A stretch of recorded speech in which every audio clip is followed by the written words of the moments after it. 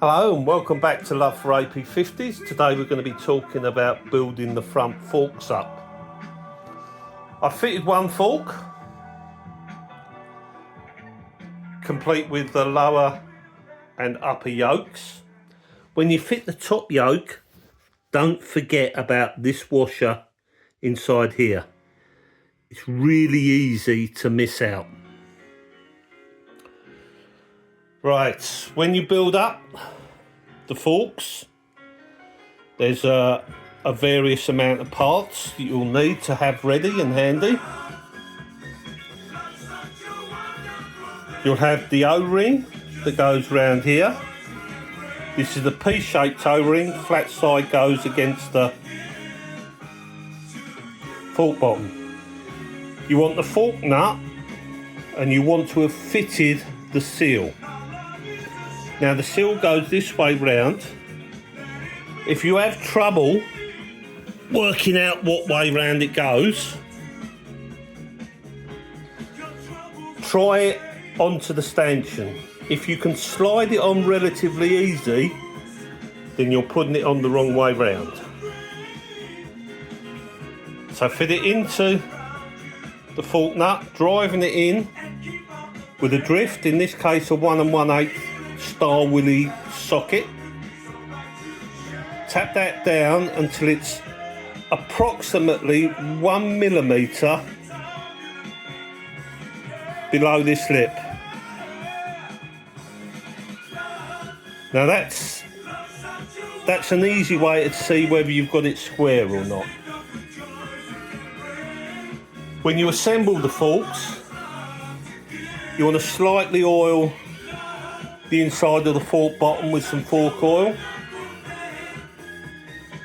You then slide the stanchion in this case these are new old stock stanchions, so straight.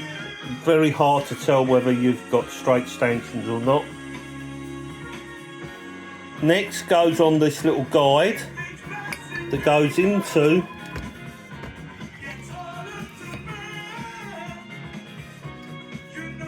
it should just push in there.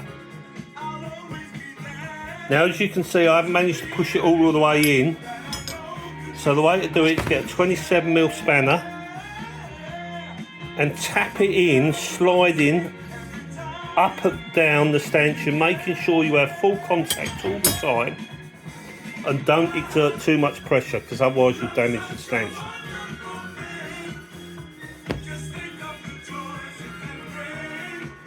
Then you can fit the fork nut. Now, as I explained earlier, it's slightly difficult to fit the seal on. So the way to do it is to put a very thin plastic bag over the end like that. That will allow the fork seal to just go down. After you've fitted that, you fit the spring guide. The spring guide will sit inside the fork nut and the spring will go on top. Then you have to fit this inside the fork here. Now notice this has got a flat edge.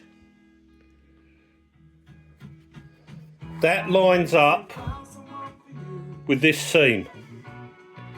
Equally place it within that seam and it goes in that way round. Hopefully you've already fitted the stainless band that goes around the fork here. If not, they can be fitted on the bike, but it's really quite fiddly. You then want to make sure you fit this rubber inside here. Now you can see that I've applied some rubber grease to hold it into place. Just give that a little tap to make it flush. We then come with the really fiddly bit. fitting the actual fork itself. Now you want to have a little slack on this nut here, the centre nut, and a little slack on the one you've already fitted. You're going to have to slide this over the lower stanchion. Need to make sure you've got these bolts fitted in place, otherwise you're going to be dragging and fiddling about on the floor. These are 14mm, so you want a 14mm spanner. This actually comes as a kit that comes as 2 bolts, 2 washers, the front cable guide, the rear cable guide, a screw and a washer for there. Now I can't demonstrate this bit because I'd need 3 hands, but whilst holding this in place on there, you will slide the complete fork assembly with the spring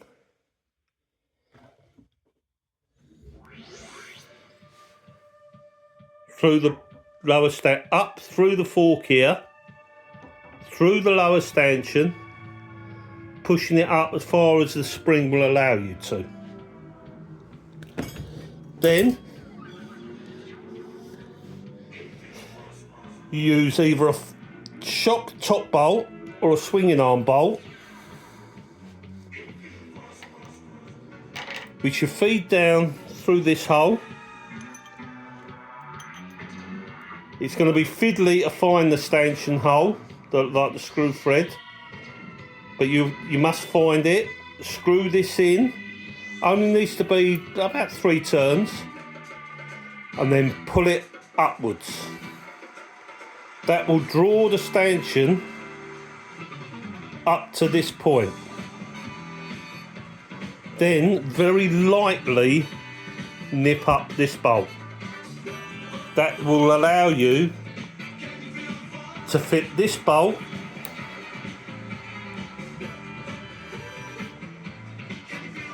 now. When you've started this bolt, got it running in quite a bit, you want to loosen these slightly, tighten your centre bolt here, and then tighten these. If they won't tighten, if the stanchion keeps springing round, you need to put a little bit of pressure on it by doing this up a little bit. The least amount it's done up, the better, because the stanchion needs to slide up and down this thing here. Well, after that, what you have to do is make sure you've got something to rest the forks on. Because if you stand the frame in the right position without something like that, it's very likely to collapse the stand and you'll be dropping everything everywhere. Well, next we'll be talking about fitting the wheels, and hopefully you'll be back for that. Thank you very much.